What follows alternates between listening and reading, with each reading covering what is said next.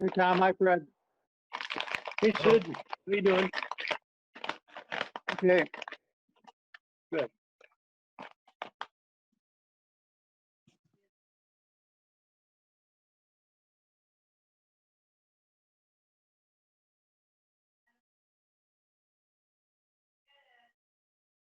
What? Sid, I see it's you and I holding down the fort.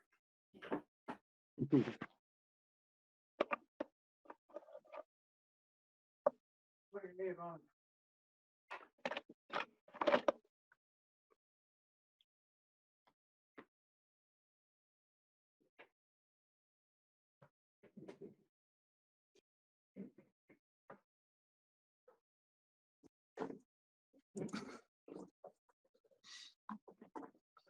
We'll just give it another minute and then we'll get started. I think we may be waiting for one more.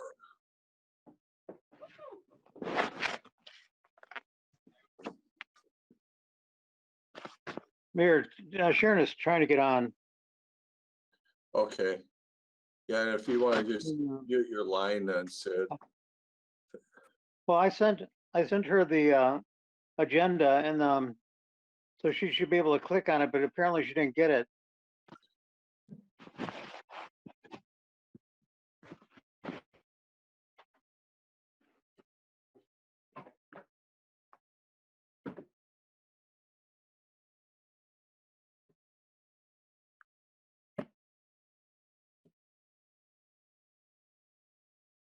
Hello.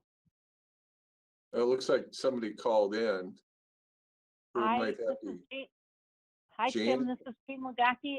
Go to meeting would not let me in, so I'm calling in, and I'll try again later. Okay, everybody else is getting in, so, Our internet, I only have one bar. Our internet from Spectrum has been spotty lately. okay. You buy a bar? I only have one bar.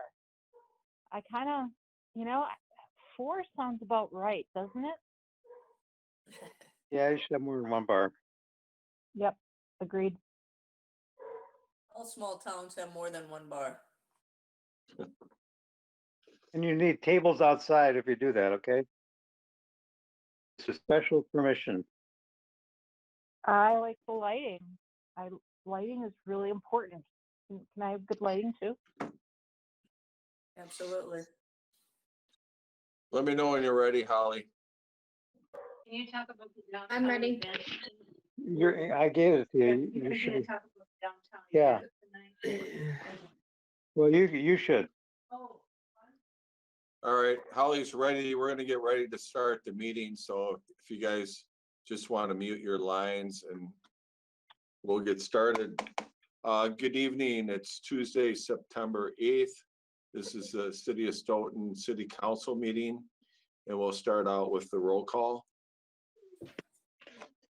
Borsma, Here. Caravello, Here.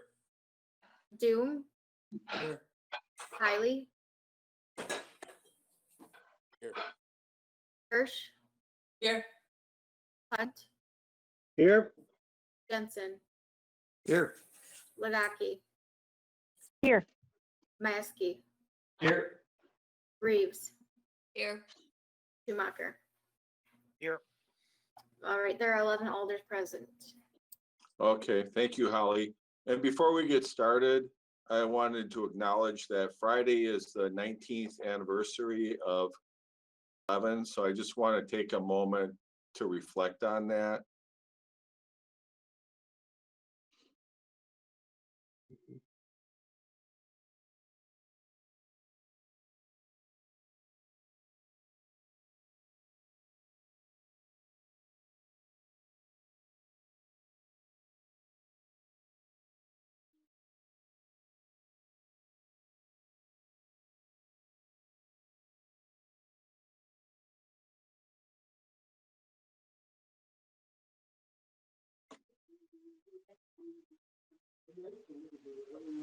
Okay, thank you very much. Are there any communications from council members this evening?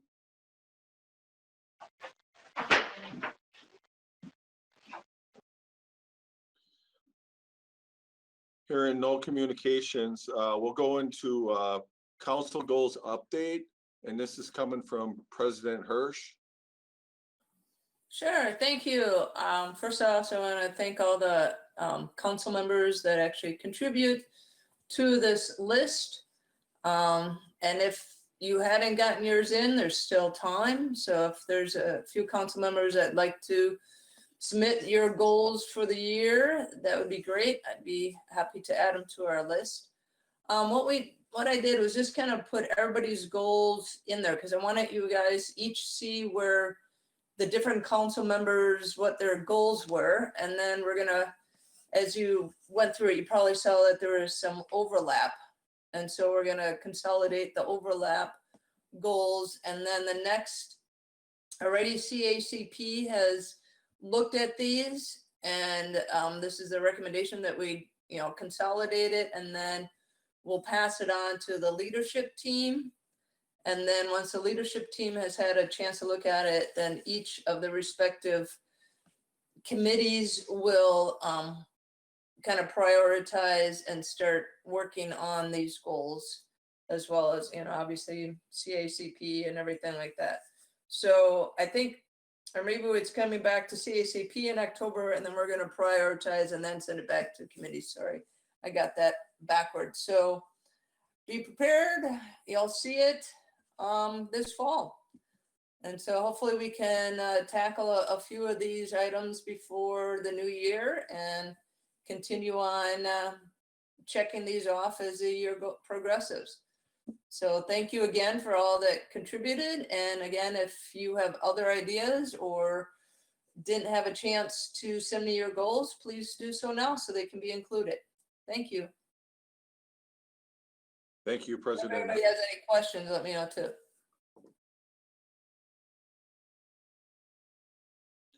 Okay. Next item is a public comment, and we did have one person signed up to speak, and that would be Sharon Mason Boersma. Sharon, are you on the line? Yes, I am. Can you hear me? We can. Okay, great. Thank you for letting me speak to this. On Saturday, this coming Saturday, September 12th, from 9 to noon, there will be a drive-through to support the Reach Dane of Stoughton program for youth, and that is formerly Head Start. And we are doing a drive to obtain new school items for this program. They serve youth from 0 to 5 years, and it's a great program, community-based program. And so the Kiwanis Club of Stoughton is sponsoring this, and the members will take newly donated items from people's cars that come into Mant Park from 9 to 12, and they will then be carefully masked and gloved, and so there'll be no face-to-face contact. People will open up their lids or trunks, and we will take them and collect them and then give them over to Reach Dane. And again, that's formerly Head Start.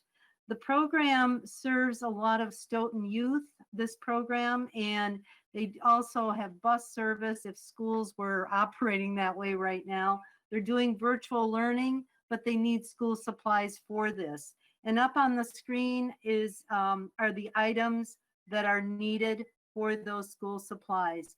I did send all of you, the council people and the mayor, a attachment on the screen. And again, if you cannot come to that site, if you've got a conflict in your schedule for Saturday the 12th, then you can send a check either to Kiwanis Club, box 555 Stoughton, or to Reach Dane at their headquarters, which is on Red Oak Trail in Madison, and it'll get to the Stoughton Reach Dane site. So the other also another event that I want to talk about. It's happening. It's not an event. It's a happening. Is for 3 days on September 17th and 19th on our downtown, and that will happen during business hours, where various stores will be promoting special deals and promotions, and it's actually a Main Street opening. And we're real excited about it. The stores, businesses, to bring people back. They've missed all of us. And we want to have something special that the businesses and the restaurants and the venues will offer. And they're going to schedule 3 days, 17th, 18th, and 19th, to promote their businesses. So shop and have fun and just absorb the downtown culture again that we're so fond of. And there'll be signage, and the visitor service will also have this advertised through the chamber. And we'll have the mobile sign will be on the east and the west side of Stoughton to also market this event. And each store should have a directory about what is listed in their store, as well as other stores as well. So they're going to have extended hours on September 17th, 18th, and 19th. So mark your calendars for both things. So thank you. Thank you, Sharon. We appreciate all your volunteerism in the community. Thank you so much. I enjoy doing it. Okay, next item on the agenda is the consent agenda, which consists of 2 items. I'll entertain a motion to approve the consent agenda. So moved. And was there a second?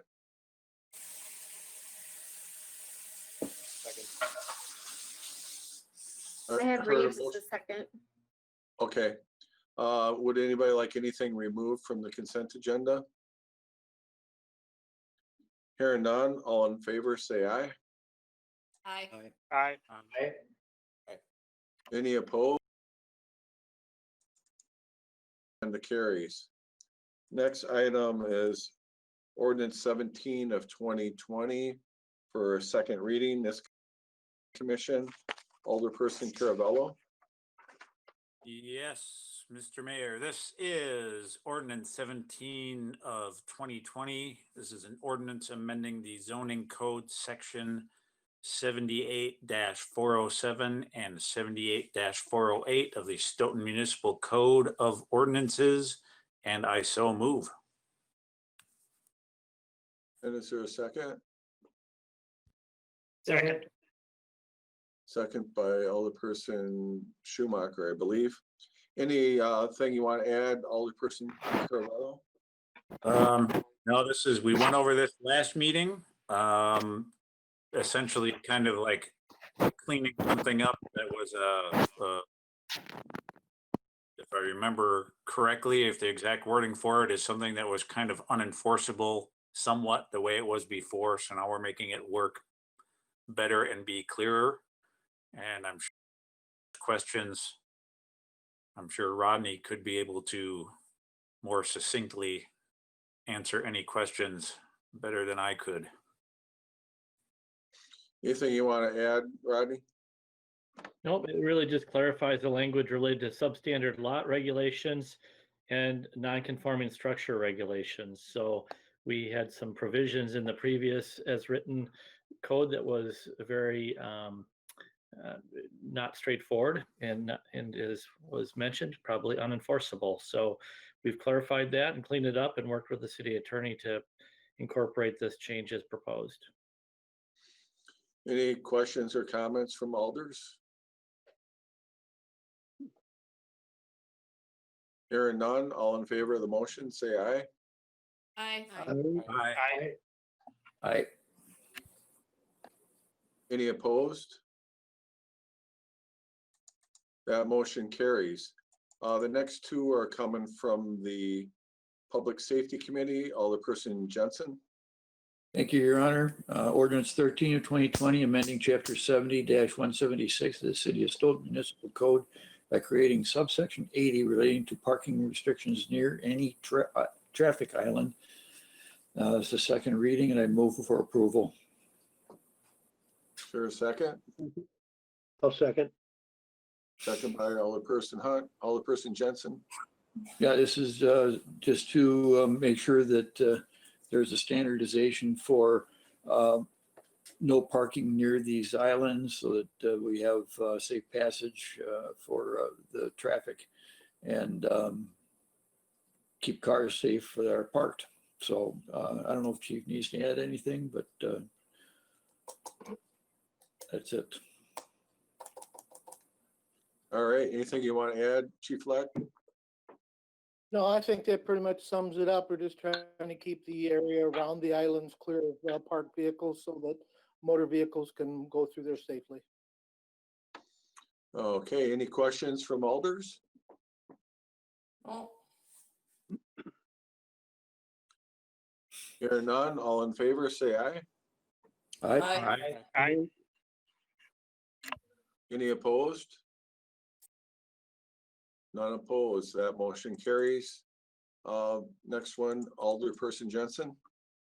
Thank you, Your Honor. Ordinance 14 of 2020, amending Chapter 70-176, the City of Stoughton Municipal Code by creating subsection 81, related to designated yellow curb painting as official no parking zones.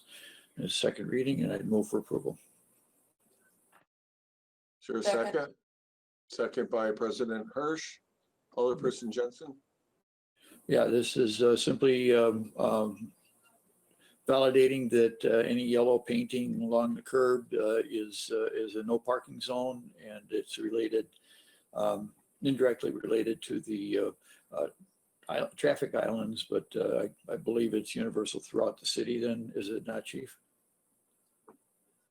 Yes, it is. It catches up our ability to enforce parking where the curb is yellowed officially by the city. And this kind of catches up an area that in the past in the ordinance. Any questions from alders? I do have one, Tim. I'll go ahead, Alderperson Boersma. Yeah, just wondered how the word is going to get out on, I tried the last one too, how the word is going to get out on this, this change, or just so people know about it.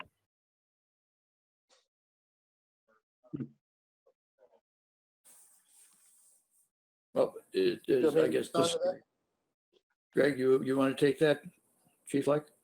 Sure. I mean, the ordinance will be published as all of them are once they're. Plus, we'll make sure that we get something out on our website advising of the change. I know that previously the hub had inquired about both these ordinances, so I'm sure they'll do a short article on it as well. Is there going to be any signage then or not? I don't think it'd be necessary because the yellow striping is the signage itself, and I believe that most of the public do understand that the yellow means no parking. So I don't know that any additional signage would be necessary.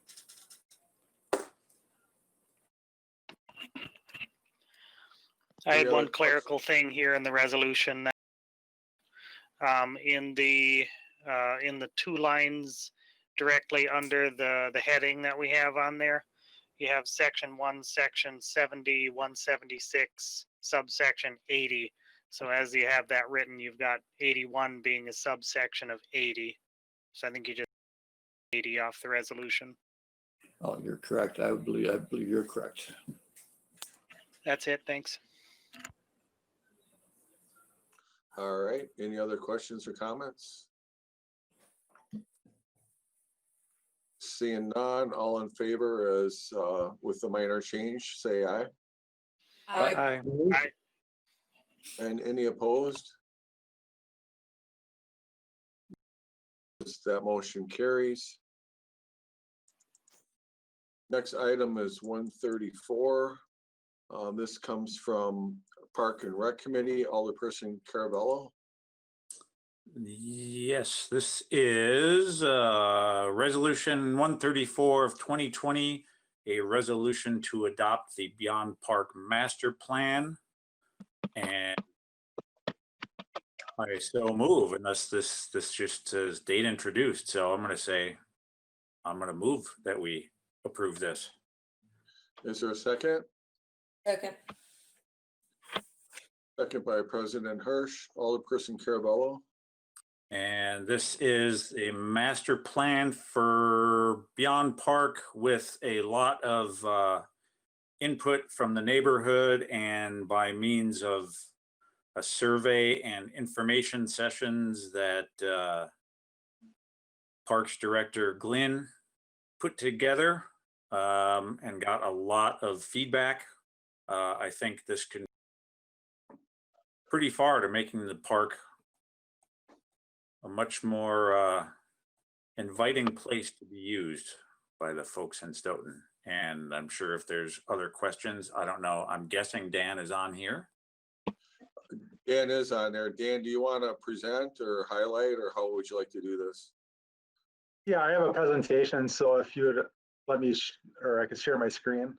There you go. And then just send it back when we're all done with it. Yeah.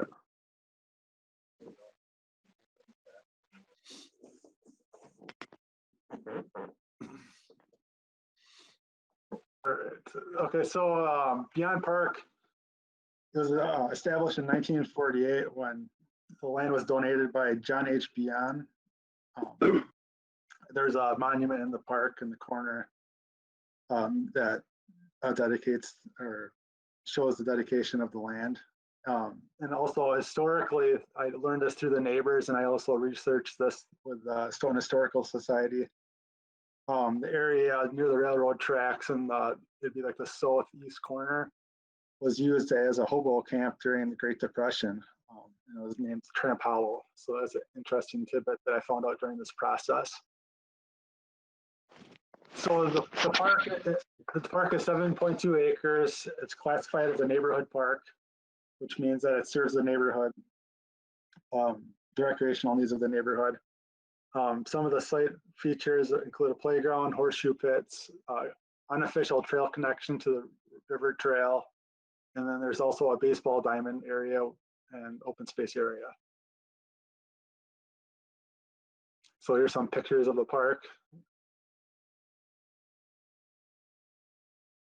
And this is the monument that I was talking about earlier. And this is an unofficial trail connection over the railroad tracks to the river trail. And this drinking fountain was pointed out in the ADA transition plan, the audit part of that, where there's no ADA access to this drinking fountain, and it actually doesn't work anymore.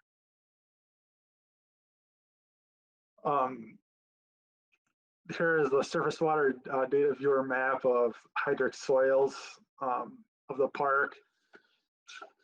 And over recent years, the rising water table in the park has actually caused many of these areas from about where this fence ends in the baseball diamond area across to the west to be wet. You can almost see it in this picture where the dry and the wet areas connect. And also where the playground is in this area, it's wet for a lot of the year as well. So this process really started off as was spurred by the tennis court replacement, and it was bid out and it came in over budget. And also there was also other issues with the park, like I was mentioning before, about the wet areas and parks maintenance is unable to mow them and maintain it really. So we decided at that time it was a good time to do a master plan for the park if we were going to move major infrastructure in the park to different areas and remedy these issues.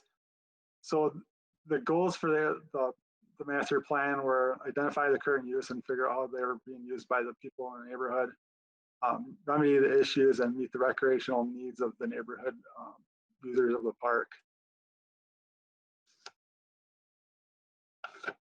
So the public input, like Alder Caravello mentioned, there was quite a bit, and it starts off with our corp that was done in 2018, a neighborhood survey that was sent out to the neighbors of the park, and then later an online survey was also sent out as a reminder.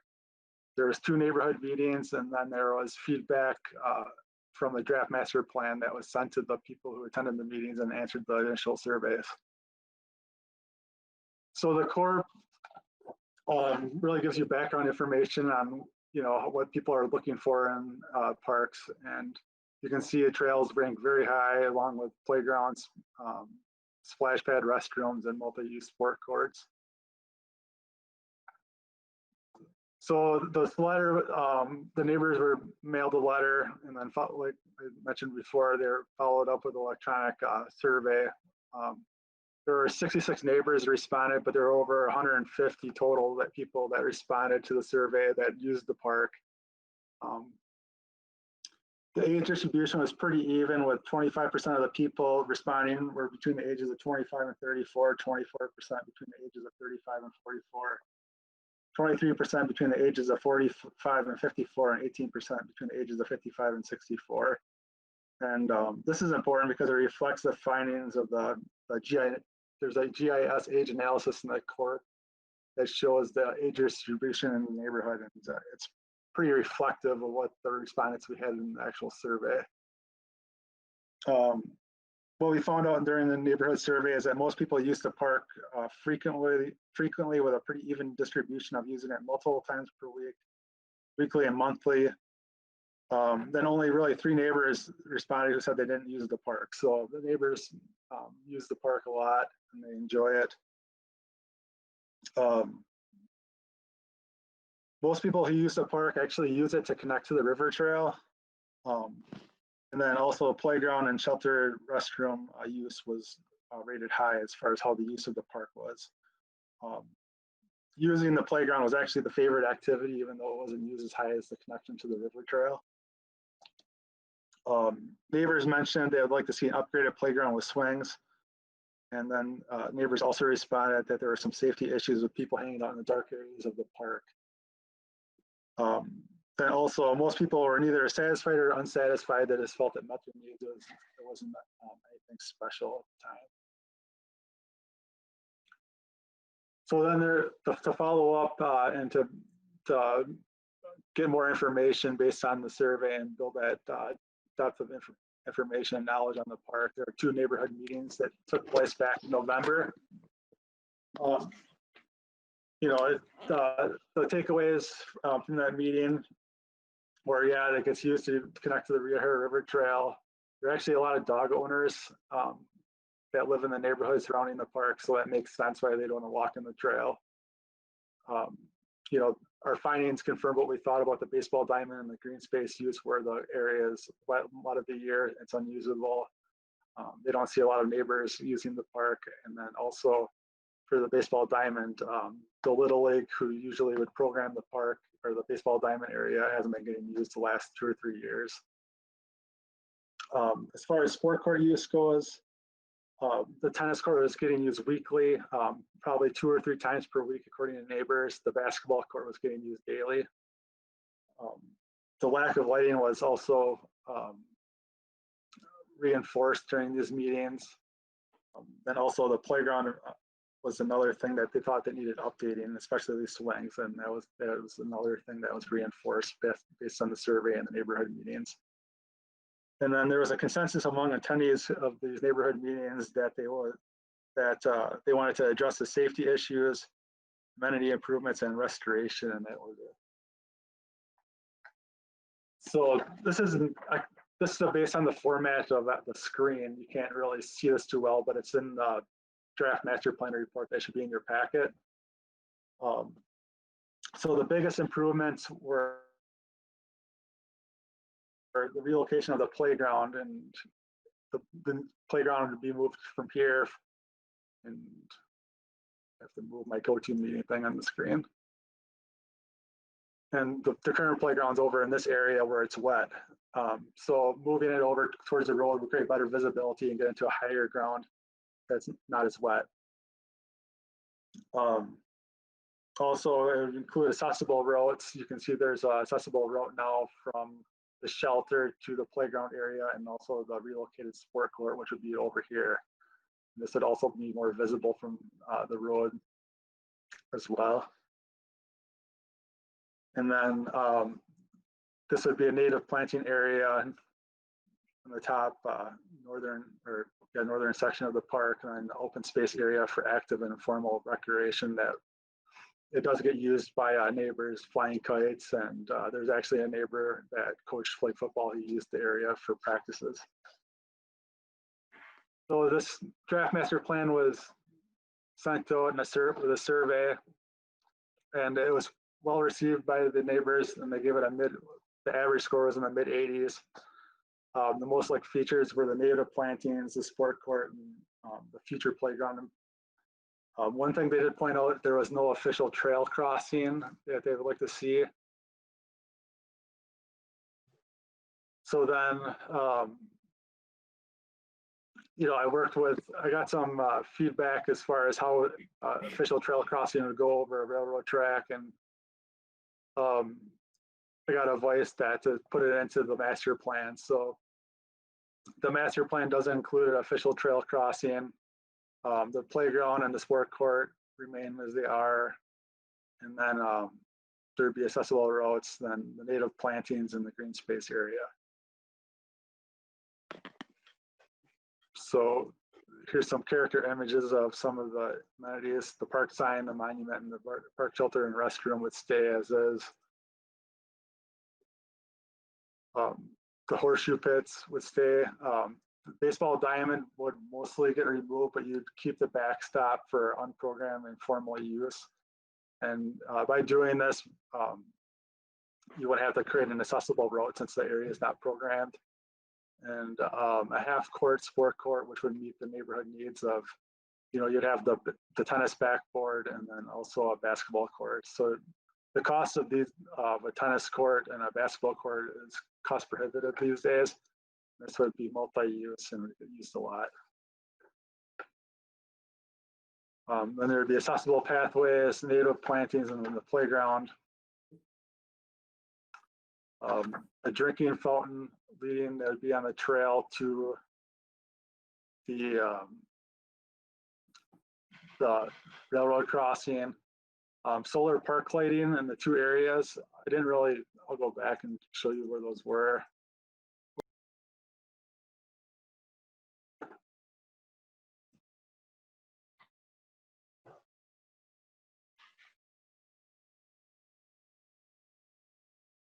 So the lighting issues, there are people hanging out behind the shelter and then also way back and by the railroad crossing. So it made people feel unsafe. I didn't really get into that before. So it makes sense in the area. I had some salespeople that sell solar lighting, and they located the two areas, and they thought it would be sufficient sunlight for solar lighting, and you wouldn't have to run electrical underground. And then an official trail crossing, which is ASHTO, which is the highway transportation officials, and the shared use path that would connect through there. So there'd be 3 phases to implement the plan. Phase 1 would be the sport court and the solar lighting. The estimated cost is $30,000, and that has already been budgeted 2 years ago as part of the tennis court replacement. So there's $28,000 remaining after engineering expenses. And then phase 2 would be ball diamond removal and native plantings. The estimated cost for that is $16,800. And then the phase 3 would be the playground relocation, the shared use path connecting to the railroad crossing, and then the ADA drinking fountain. And the estimated cost for that is $217,000. And the phase 3 improvements are mostly due to when the playground and the major infrastructure ages out, then you replace it, then you relocate that playground at that time. And then also the railroad crossing, it seems like that's a long drawn out process from what I heard, and you have to do some negotiations with the railroad. So the timeline that would be to be determined at this point.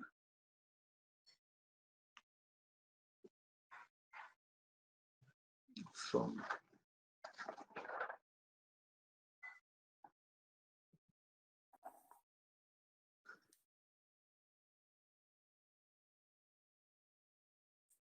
Dan, I had a question.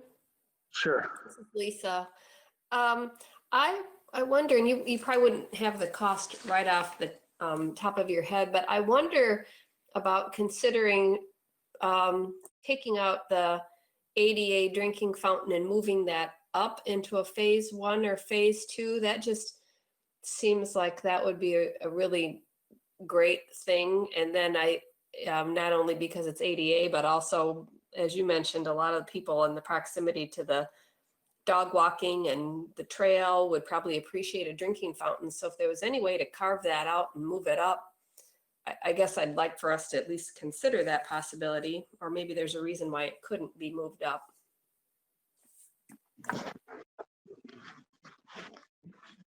No, I think that's an item that could be moved up to earlier phase.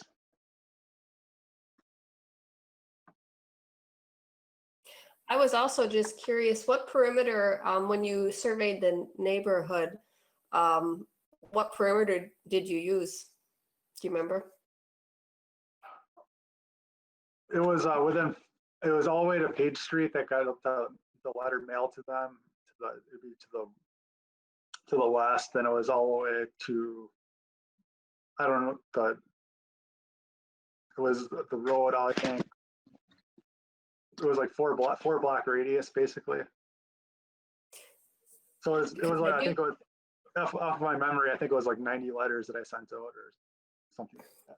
Yeah, because I think there's also a lot of people that are east of the tracks, and I don't know if you went mostly west of the tracks. I think a lot of people east of the tracks use that too. So because of just because of where the trail sits in the middle of, several neighborhoods, I think that a lot of people will appreciate this, these improvements, probably more than even you surveyed. So I think this is a great step in the right direction. I had a question, Dan. Okay. So, are you thinking that the official railroad crossing is going to be safer?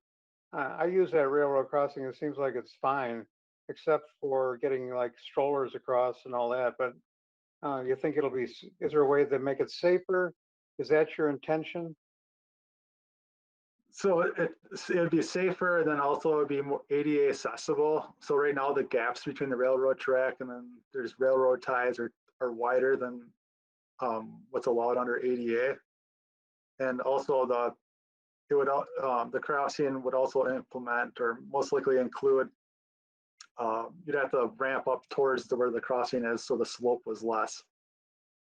I would be interested in how much this is going to cost, of course.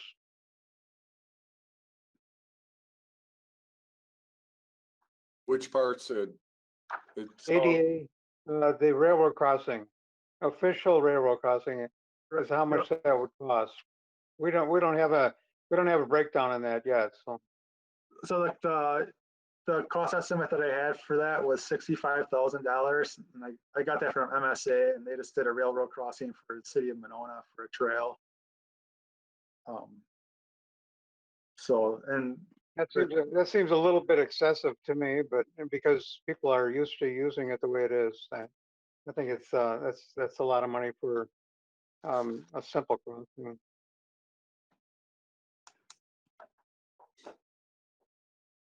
I mean, we need to spend money where we need to spend it, and I don't. Did you say you had feedback about the railroad crossing that people didn't like it? Yeah, people thought there should be an official crossing there that was paved.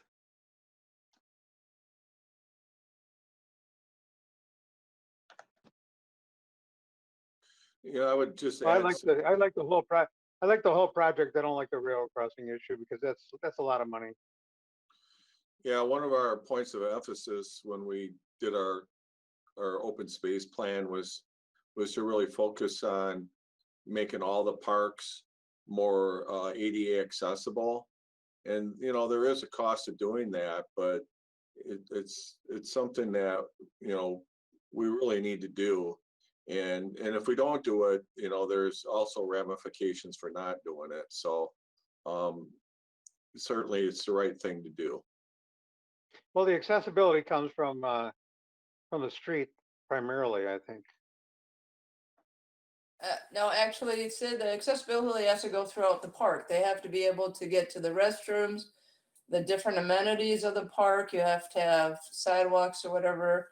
So it's not just being able to get into the park. You have to be able to move around the park as well. Well, And part so, of the issue, Regina, is that we're moving a lot of that stuff closer to the street because of the wetness, and so the main access may change actually to more of the street. You know, I'm looking at what Dan presented, and that is that that all those, like the facilities, are actually moving closer to the street. So, you know, absolutely. I just think that $65,000-$70,000 is kind of excessive for something that's simple. Well, question for And Dan, is there a possibility of getting any grant money for this? It's possible. There's a lot of grant opportunities for trails. So either through the DNR or foundations.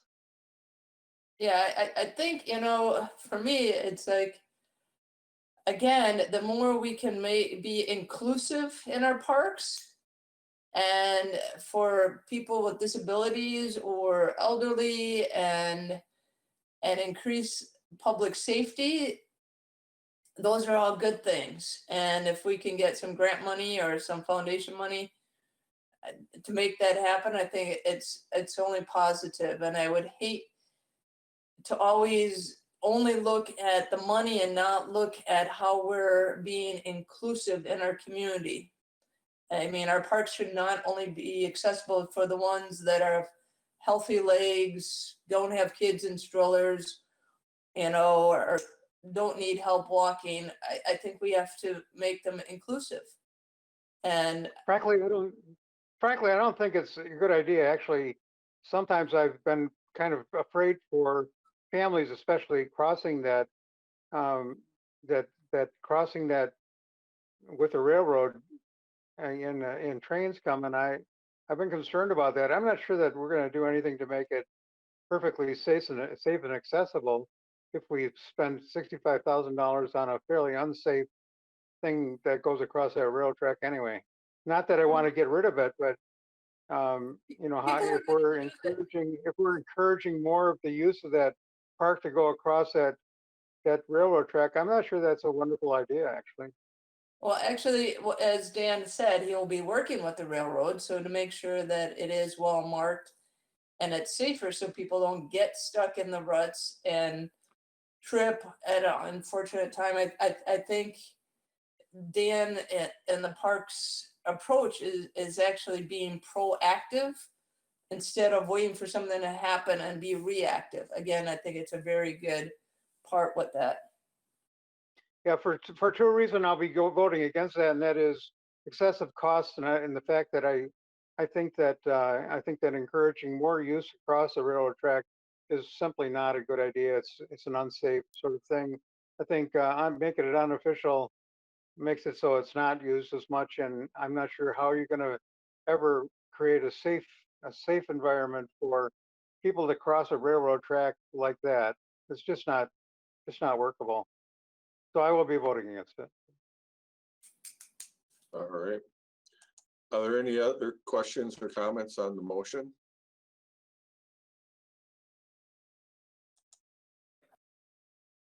Hearing none, all in favor of the motion say aye. Aye. Aye. And those opposed? No, All right. That motion does carry. And that takes us to the next item, which is resolution 135. And this one is coming from Finance Committee earlier tonight, Alderperson Schumacher. All right, R 135, 2020, authorizing and directing the proper city official to enter into an access agreement with Uniroyal Global Engineered Products, also known as Uniroyal. So moved. Second. Second by Alderperson Reeves, Alderperson Schumacher. So as the whereases say, this is in the former Public Works building site where Uniroyal had some tanks there, and this is 20 years on. They've requested retesting for a couple to monitor a couple of different chemicals that they have identified in their reports. So this is no cost to the city. This is Uniroyal picking up this because it has to deal with their business. But we need to grant them access to this area so that they can do some test well drilling. Okay. Any questions or comments on this one? I have a question, maybe Brett knows, if they do find that it has moved into our sites, I mean, I'm sure that they'll have to then expand their reach of the testing. But do you know anything about how they would clean that up? Well, that one was, I mean, they were there to begin with, so they're just checking to see what the levels are currently on there. I mean, that one, based on the 3 chemicals that they identified in there, they're fairly low density ones, so they're going to float up to the top of the water table in there. My guess would be how they would mitigate that. I'm not fully certain on there, but I would imagine that it would probably have some sort of, I don't want to say fracking because that's a word, but they would probably force some of that groundwater up out of there to get that top layer off. That would be most likely the most contaminated. That's my guess, but I'm not fully certain how they would do that. And then would they have to put other practices in place so it doesn't repeat itself? Well, I think the tanks are already removed, so I think this is just residual. Okay. Slight clarification, this is Rodney. These are actually tanks that are on Uniroyal's property. We own the adjacent land to the south of their tank farm. I don't think there's been any of their contamination discovered on our property. I think the DNR is requiring them to test off their site slightly to see if any contamination has migrated from their property. No, I completely understand that. I was just wondering, I'm thinking, what happens if they do find it on our property? What's their next step? And I think if they would expand their reach of how far they test, and then what would be the cleanup? So that was my question. The cleanup regimen has not been defined and hasn't been discussed with us yet at this point. I'm sure they'll have to work with the DNR to put together a remediation plan if there is migration that occurs and is discovered as part of this testing. Okay, thank you. Alderperson Caravello, did you have a question or comment? I did. I guess I was wondering if Regina's question was going to answer it, but I was curious about the result of the testing, and since it looked like there was going to be a private environmental outfit that was going to be doing the actual testing, and then I'm guessing sharing the results with the DNR and with Uniroyal, and if that was going to be shared with us as well, so that we knew what was happening there, but I'm also guessing that flows through us by way of the DNR regarding, since they're the actual agency overseeing contaminants, what their resolution to this would be if there is something found. I think Director Shield probably has a response for you. Yeah, we're going to be requesting the results of their testing from the testing on our property. So we'll be able to have that information available once the test results become available to us. Okay. Thanks. Welcome. All right, any other questions or comments on this one? Nope, I did confuse one address as I was reading it in there. Instead, I read 501 Water Street where the tanks are located as 601, which is where our property was. Or no, is that where ours? I thought there was a 501 and a 601 in both. Anyway. Okay. Any other In the questions? or resolution, it just says comments? 600, so.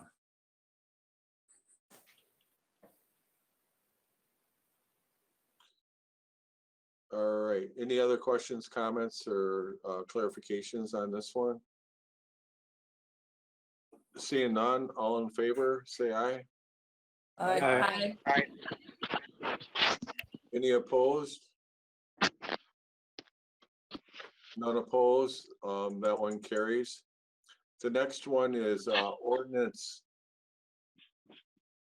Should be ordinance 18 of 2020. And this is going to be an ordinance amending section 78-2067A related to light industrial use. And this one will be going to the planning commission next week. It's here for a first reading. And Attorney Dragney, can you walk us through this? Yeah, can you hear me? Yes. Yeah. So I have to refresh my recollection on this a bit, but the purpose of this is that, so if we look at the downtown district, the central business district, one of the types of uses that's allowed, and I'm going to ask Rodney to get me if I'm wrong on this, one of the types of uses that's allowable as a conditional use, as I recall, is a light industrial use. And there is a proposed use of a property downtown that would include alcohol beverage production as one of the uses. And so the way, in order to make that particular use possible as a conditional use in the downtown area, this ordinance has been drafted to expand the permissible scope of light industrial uses to include alcoholic beverage production. I think I'm getting that generally right. Rodney, how far off am I on that? You did well. This is Okay. being presented as a first reading tonight. Yep. I have a quick question. Sure, go ahead. How is this any different from Viking brew pubs? That's a fair question. That may have actually preceded the existing zoning code, but we certainly know that it's a shortcoming in the code now to allow for future alcohol production in the central business district. So we're trying to remedy, or at least create a solution that would still have to go through a public hearing for a conditional use process to be considered in the central business district. Will they have to do anything, or are they be grandfathered in? They would have been grandfathered in if they're legally conforming prior to. That's correct. Okay.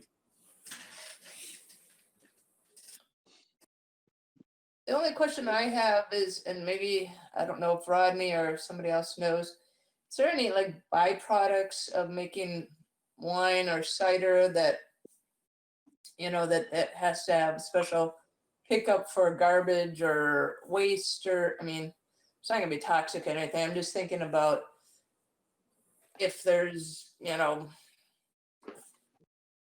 fermented fruit or whatever sitting outside waiting for the garbage to be picked up, if that is gonna cause a problem. Is that part of in this ordinance, or?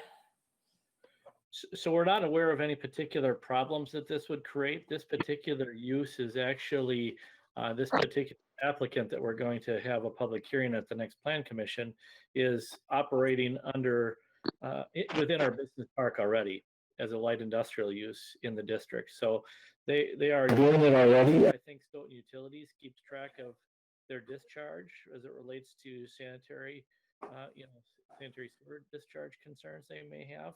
But I'm not aware of any particular concerns about waste disposal.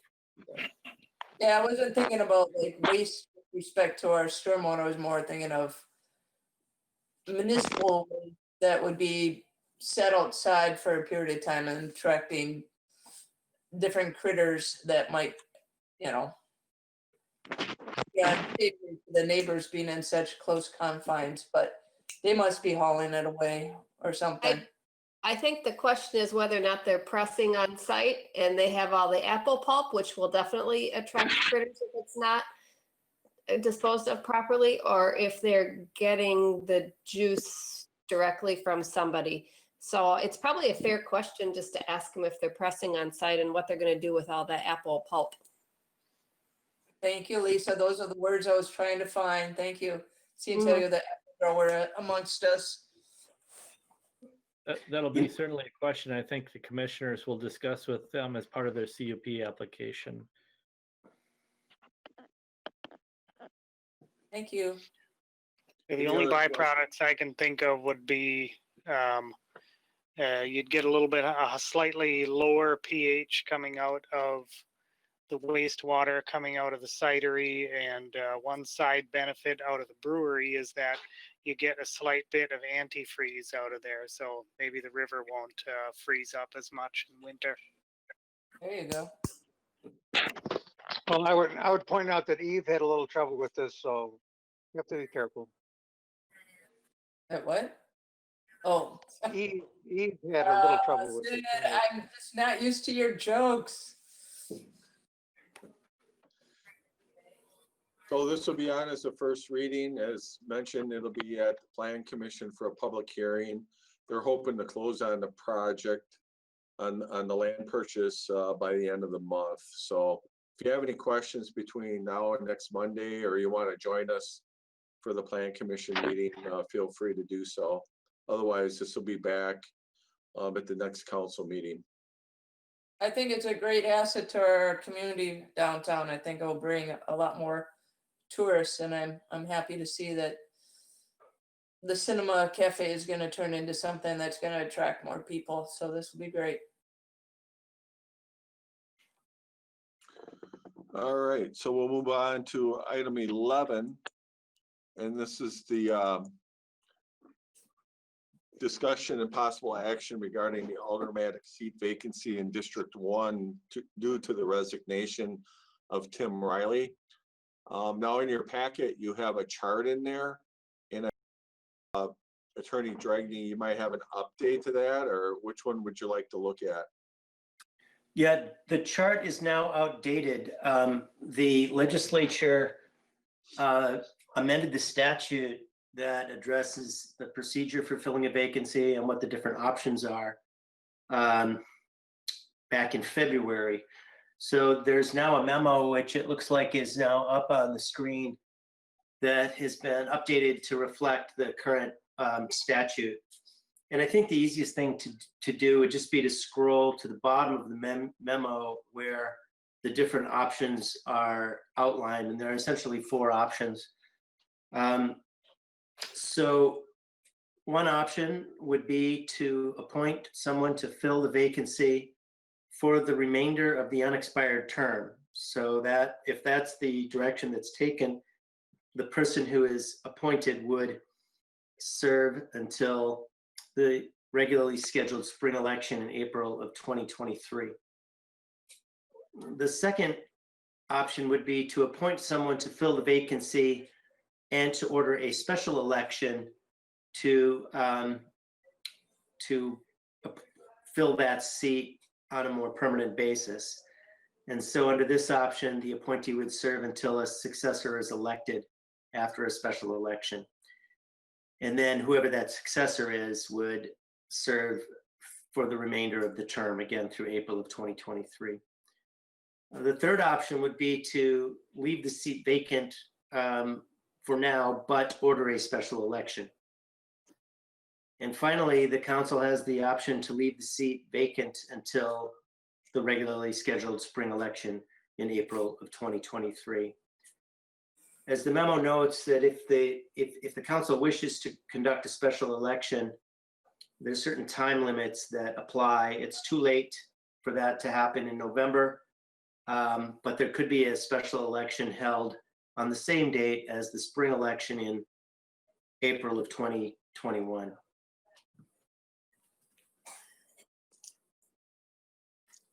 With that said, I guess I vote for number 2, since Elder Riley just was reelected this past April.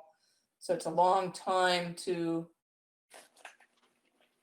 appoint someone. I don't feel like just appointing someone without their district voting on them for that period of time, but to appoint somebody for just the next, I guess, 6, 7 months, I don't feel bad about, and then have a special election.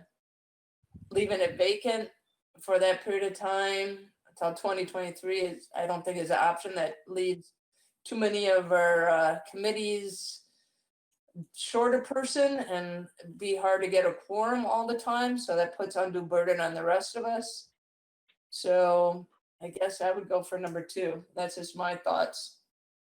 I think Okay. my No, preference would be for option 3, and I hear what you're saying a bit, Regina, but in at least in our circumstance, still being relatively new to council business, I think it would be really difficult for somebody to walk in, especially to virtual meetings, and try to be super functional. I just think that would be really hard for somebody to be able to handle.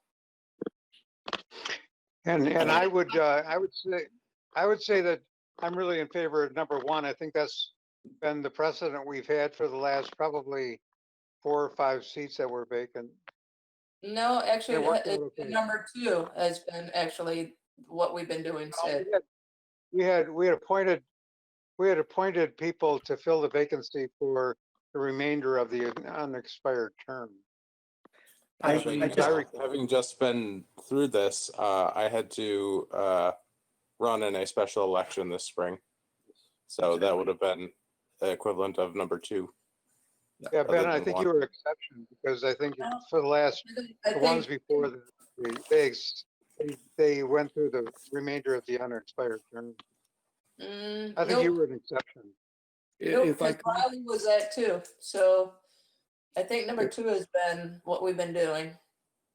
All right, Attorney Dragney, do you want to provide some clarification?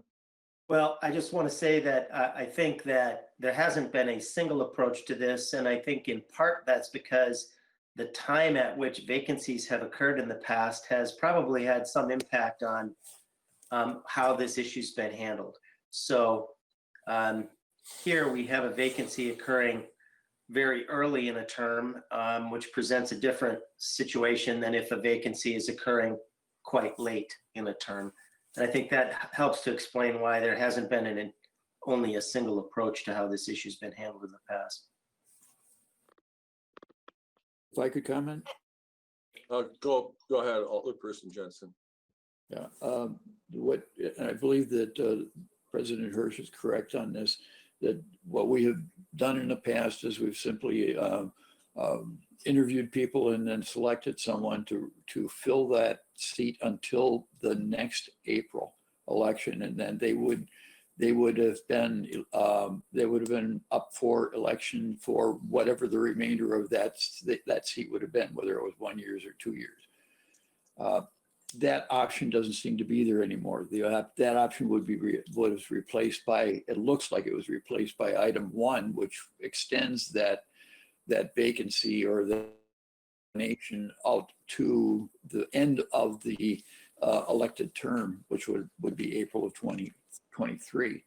I'm not in favor of that. I also would think that either option 2 or option 3 would be good. My concern is that this special election, would we have to create a special election within a certain time frame, or would we be able to wait until the next April election? That would be my question. So the special election could be held at whatever time the council directs, so long as the decision is made within the requisite time period.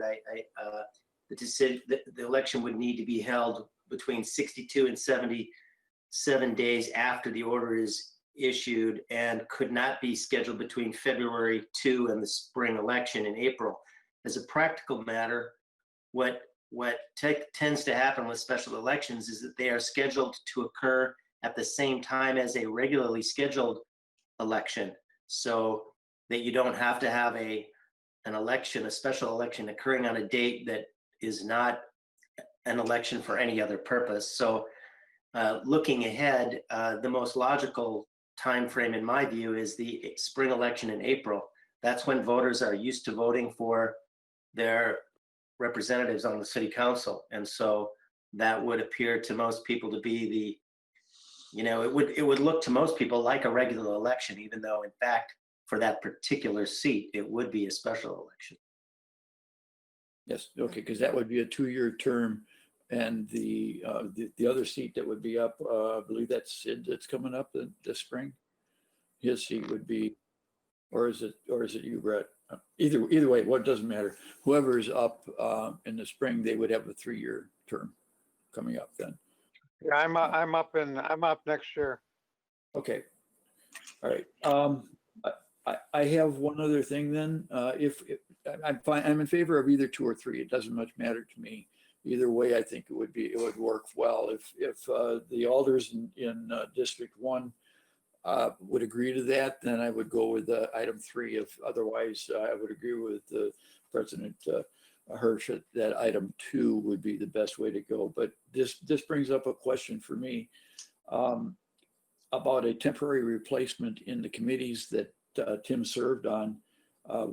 Would it be appropriate to appoint either Brett or Sid to those committees where there's now a vacancy? And if it is appropriate, would that have to come to council would the mayor have to make that nomination and then the council approve that? Or would it be as in the past where they could just assume that duty? So this is Matt. I'll weigh in. First of all, that's not on the agenda tonight, so I think we would need it on the agenda. We'd have to check the ordinances to determine what the rules are for committee appointees and determine whether that would be possible. If it is possible for someone to be appointed, my guess is that would be the mayor, subject to council approval. But that all has to be verified, and none of that is on the agenda tonight for consideration. But Sid, I would disagree, or excuse me, Matt, I would disagree. It's part of what we're talking about here, which is Tim's replacement. Well, we're talking about filling a vacancy in the office of city alderperson. We're not talking about committee appointments. No, Yeah, I think that's a separate committee process. appointments are vacant, so I would disagree. But anyways, I'll go with yours. I think, Well, and just, Greg, I appreciate what you're saying, but that's exactly the reason why I am opting for number 2 is because I don't want to put undue burden more on Brett and Sid to now each have another 2 committees that they have to try to find space in their schedules and away from their families to try to accommodate. And still, because it's 7 months away before the new person comes in, if we wait till the special election, that's a long time for these committees to always make sure that they have a quorum. And I guess I'm just trying to make sure that we as council can move items forward. And if we're going to have harder time getting quorums because we're down a person, that's what my concern is. And I appreciate, Brett, it is harder to get caught up with council via the Zoom calls, but I think, a lot of people's jobs right now, they're having to deal with this, with the Zoom calls. So I think people are becoming more well-versed in Zoom and whatever GoToMeetings and all this. And whether the person starts now versus in April, we still might be doing not in-person meetings at that time. We don't know what the future holds, but I really feel strongly that District 1 needs to have another voice that represents them. And I think that's fair to District 1 to make sure that they have fair representation and as soon as possible. And I guess and I'll shut up so other people can speak. anybody else who hasn't already spoken on this topic wish to speak to it? Yes, Mayor, I do. Thank you. Go ahead. I think that as I've been listening, I think there's some wisdom in staying away from options 1 and 4. They're just a little bit more extreme. And I think right now, the middle road, moderation is a good thing to do. And I like the idea of us trying to be true to council history and policies, but perhaps the real issue that I think is at hand is really how do we get during these unprecedented times, which is said all the time, but how do we get more of our citizens and more of our people involved? That this is more of an opportunity to try to bring more people in. And so with that focus is perhaps how I'd like to look at it rather than how we've always done it or worries about Zoom. And let's try to look at this as to how to engage more people from our community and see if some people come forward, and then we appoint from that and encourage that people run for this special election seat. I'd really just like to see more folks and less of our navel gazing, though I know our consistency, our rules are important. So I would be happy with attempting to, and may we have a turnout. And if there's no turnout and it's challenging, perhaps we just leave it open till the special election if we don't have turnout. Okay, anybody else that hasn't spoken on this topic? I'm in favor of option 2 as well. Did you want to elaborate, or is that just your position? For the reasons stated by Alders Legaki and Hirsch. Okay, and then Alderperson Hunt, did you have your hand up? You're muted. You're muted, Fred.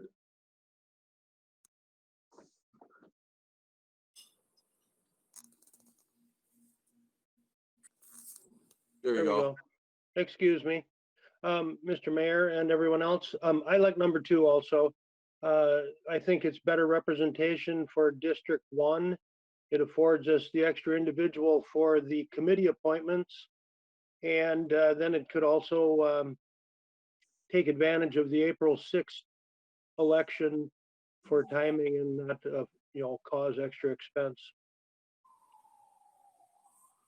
All right, anybody else that hasn't spoke? I also have a comment, Go ahead. if I may. I like number 2 and number 3 as options. I guess I could work either way with those, but I do have a question regarding the timeline, which is represented in the first paragraph, the last sentence of underneath the options, where it says to do this regarding the special election, Common Council will need to issue its order between November 16th, 2020 and December 29th, 2020. That's the time period during which the council would have to decide whether to order a special election for April of 2021. So what you're saying, Matt, is they could move to a point if they wish, or leave the seat open. But regardless, sometime during that time period, we'd have to determine whether or not we want to do the special election.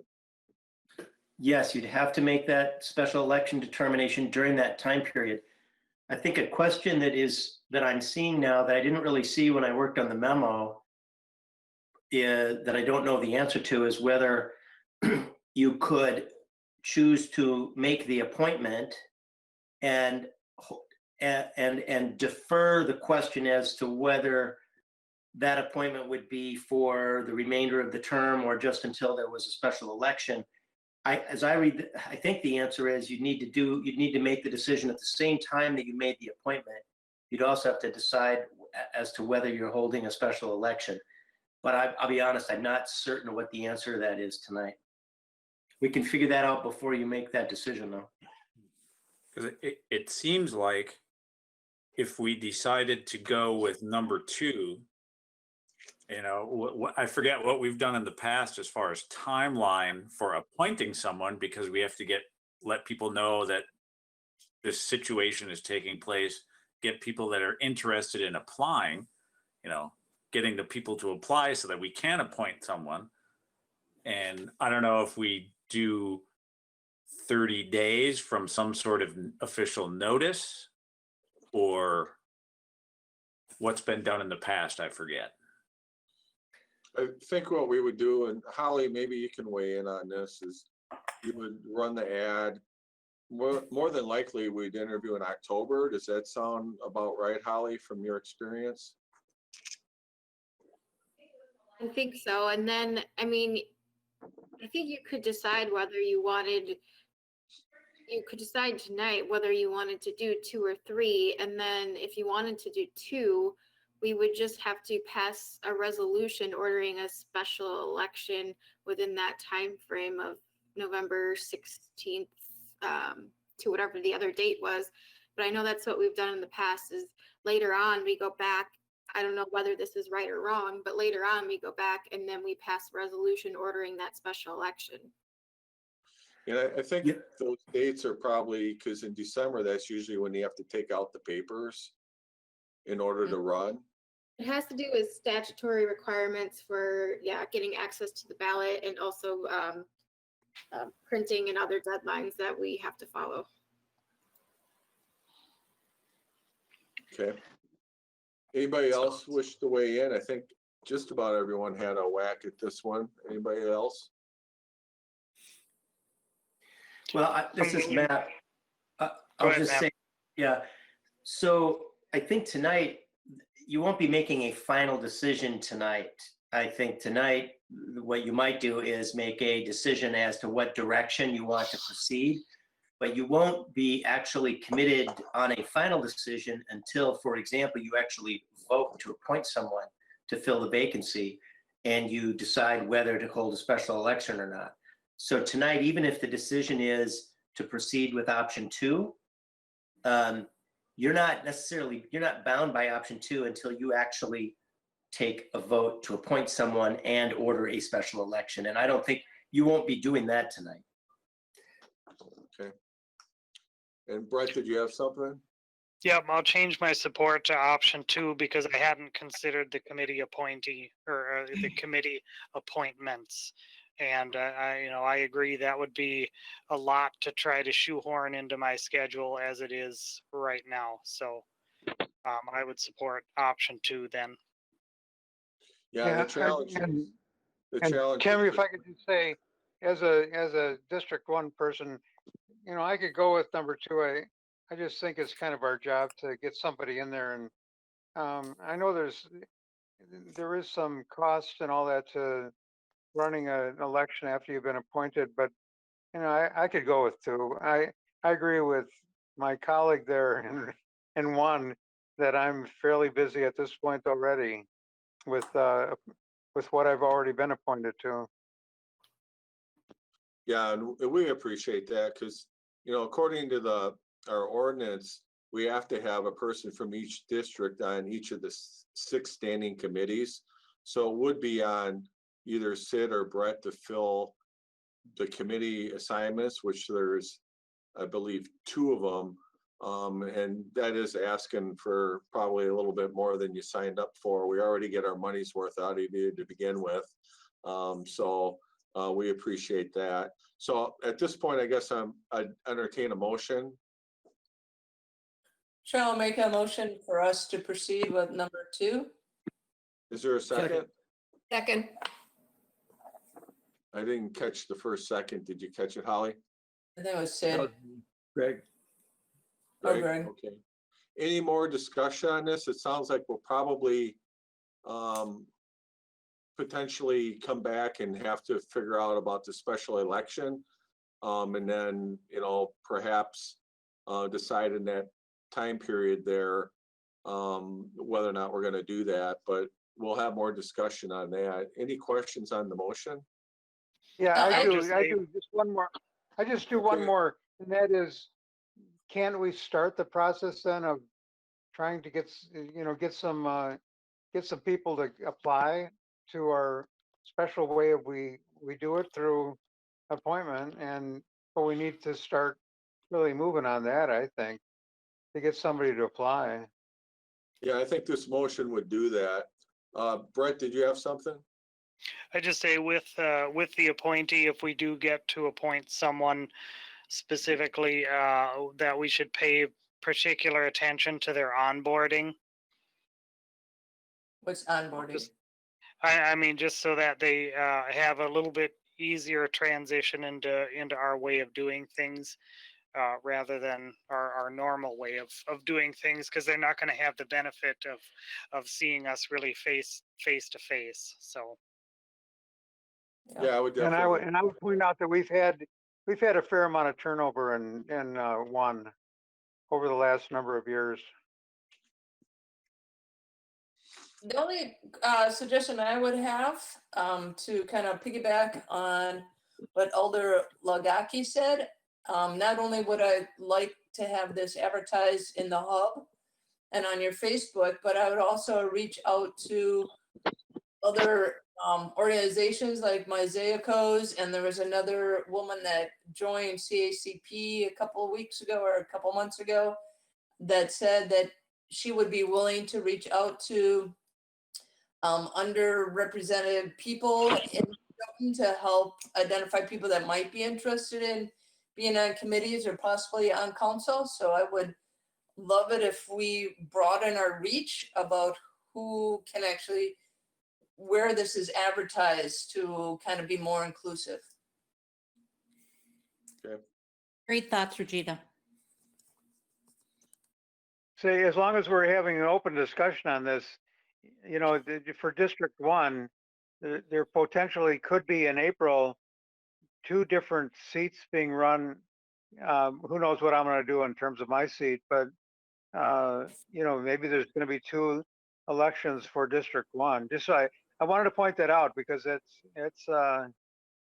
that's a lot for a district in this particular town to elect 2 at the same time. I guess that just means, Sid, that you have to stay on. Well, you know, I just don't know what's going on, you know, in terms of life. put Oh, the yeah, kids- nobody knows what's going on in life right now, Sid. Yeah. Not Now we're that getting many, philosophical.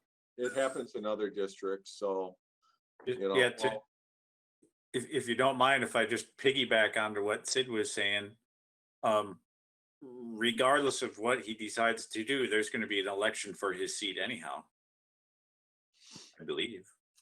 Right.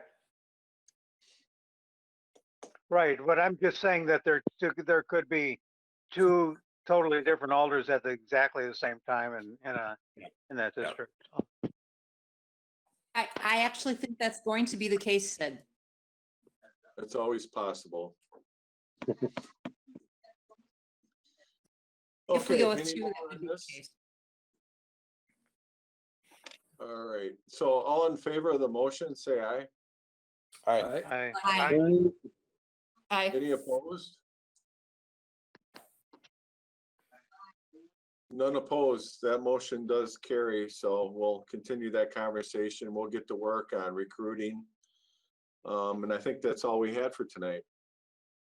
Move to adjourn. Move to adjourn? There's a motion, second. Second. Second. All right, all in favor, say aye. All right. Aye.